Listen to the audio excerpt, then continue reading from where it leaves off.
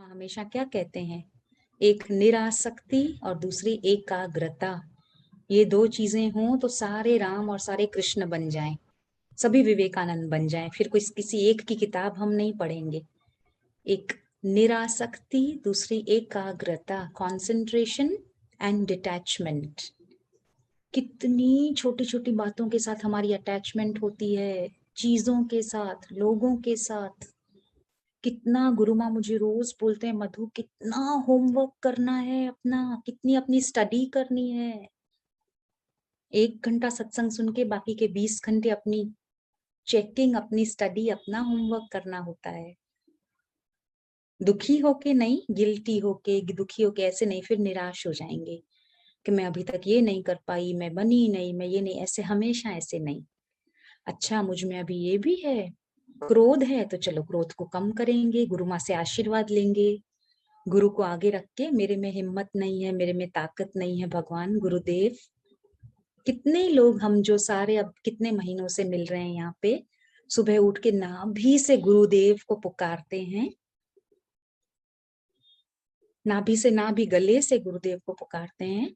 गुरुदेव, हमारे में इतना सामर्थ्य भी नहीं होता, शक्ति भी नहीं होती, हम अपने किसी विकार को जीत पाए, तो आप कृपा करना, आप आना, मेरे में उतरना, घर वालों में उतरना, फैमिली में, घर में आप आगमन करना, और फिर आपकी शुद्ध भावना से सब कुछ शुद्ध आ जाए। यही तो हम कर रहे हैं इन दिनों जब मिल रहे हैं यूनिवर्सल पीस के लिए। ये सारे जो मंत्र गए वो हमने अर्पण किया सारी चारों दिशाओं में, तो वो चारों दिशाओं में जाकर के फिर वो पवित्र माहौल बनता है। और अभी वो ही अदरवाइज संसार में चारों दिशाओं में क्या चल रहा होगा, वो Christmas eve, new year eve, ऐसी वाली तैयारियां, ऐसी वाली वाइब्रेशन। और उसी में हमें गुरु ने क्या मौका दिया है, 1 घंटा बैठ के हम सर्वे भवंतु सुखी ना करें। गुरु माँ is here. Okay, Hariom Hariom. खूब सारे आशीर्वाद। सबने इतना टाइम दिया अपना, ये जो आप इसने मेडिटेशन में बैठे, ये भी आपने संसार को शांति दी। इसको फजूल का मत समझना। आपका इधर बैठना 1 घंटा माना संसार के लिए आप दे रहे हो, 23 घंटे अपने वालों के लिए, 1 घंटा अपने अभी जो कल से शुरू करा वो संसार के लिए। चाहे आप ज्ञान सुनो नहीं सुनो, आप 1 घंटा बैठे हो शांति से, वो शांति आपने दुनिया में फैलाई है ना, वो वाइब्रेशंस फैलाई है। तो कल से सबको अच्छा लग रहा है, शांति लग रही है, क्योंकि दूसरों के लिए शुरू करा है आपने, पहले अपने लिए करते थे, है ना। जी गुरु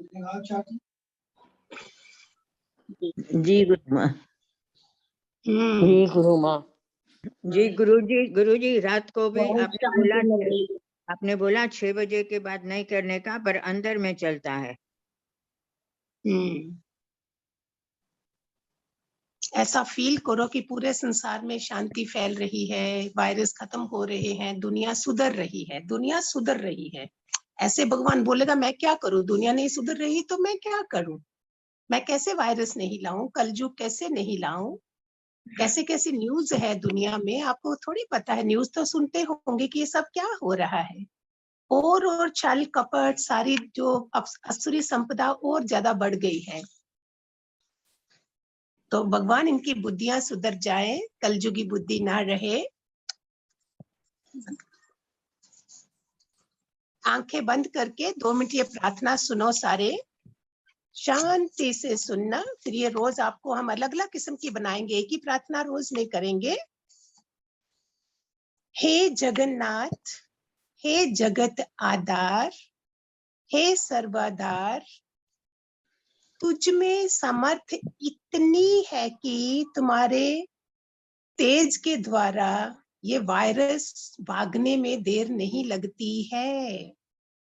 हे प्रभु, तेरे आधार पर ही ये सारा संसार संभल रहा है। सारा संसार तेरे कारण रक्षण संरक्षण में चल रहा है। ये सारा संसार जो त्राही माम पाही माम कर रहा है, ये सिर्फ समर्थता तेरे में है प्रभु।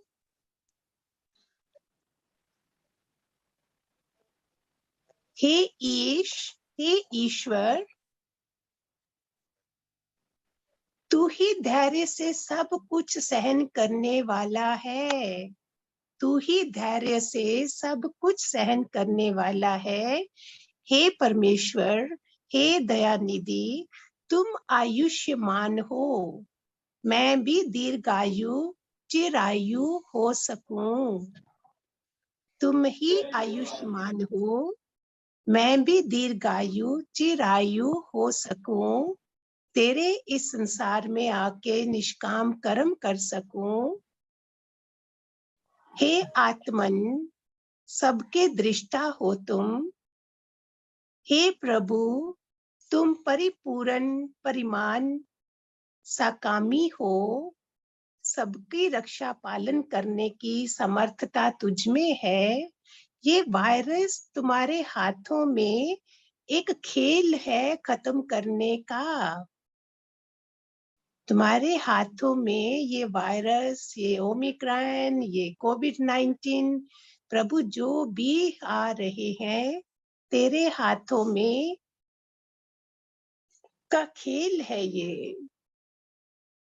हे प्रभु, हे जगताधार, हे ईश्वर, हे आत्मन, पूरी दुनिया में शांति हो प्रभु।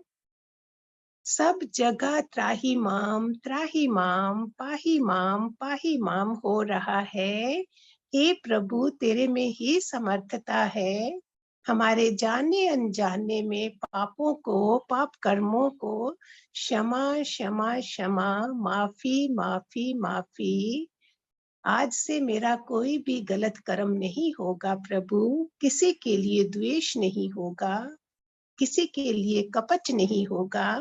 मेरे हर कर्म में सत्यता होगी, सरलता होगी प्रभु। माफ करो प्रभु, माफ करो प्रभु। त्राही माम पाही माम। ओम ओम ओम।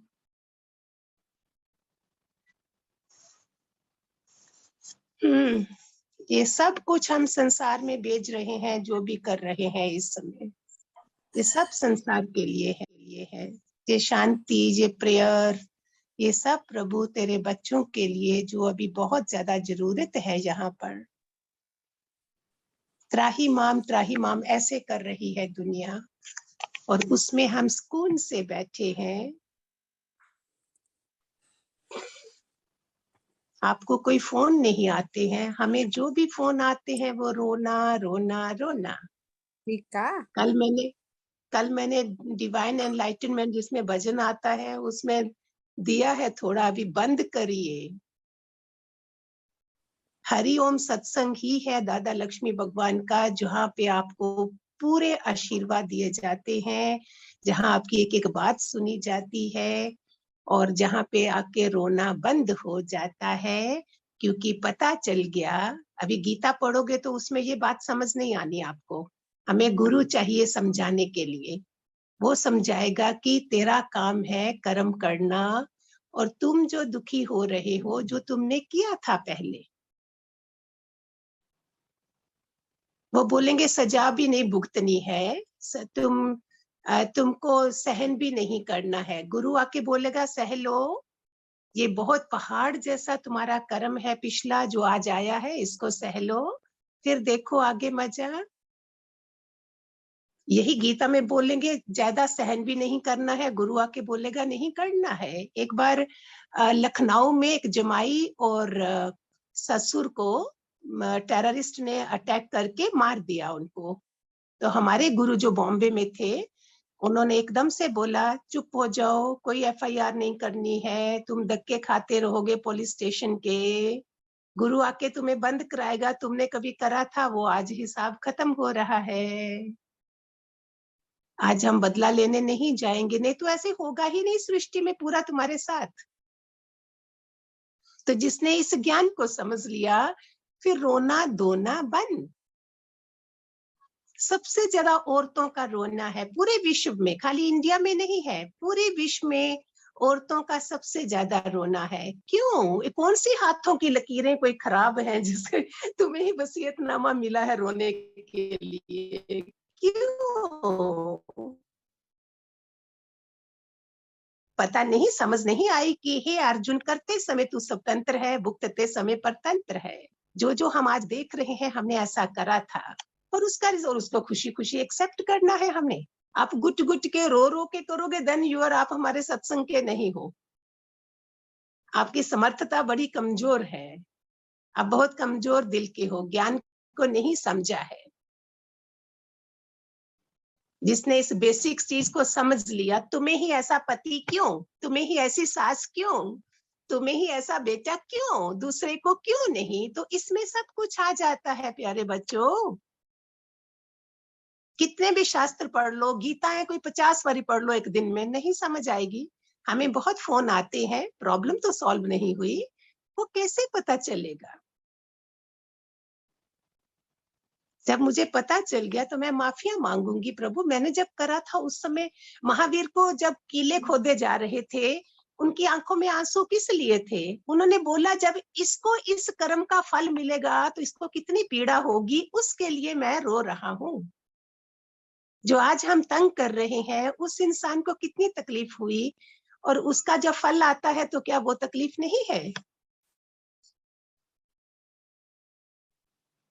108 उपनिषद है, 18 पुराण है, चारों वेद पढ़ने वाले भी आए हुए हैं कि भगवान आत्मा समझ नहीं आती है, कर्म का खेल समझ नहीं। आपके चेहरे से ही लगे कि अभी आप जीरो बन गए हो, जो भी कर्म आएगा वो मेरा किया आएगा, हम उसको सहन कर लेंगे, और आएगा भी नहीं जब आप माफी मांगना शुरू कर देते हो, वो खत्म हो जाता है बच्चों।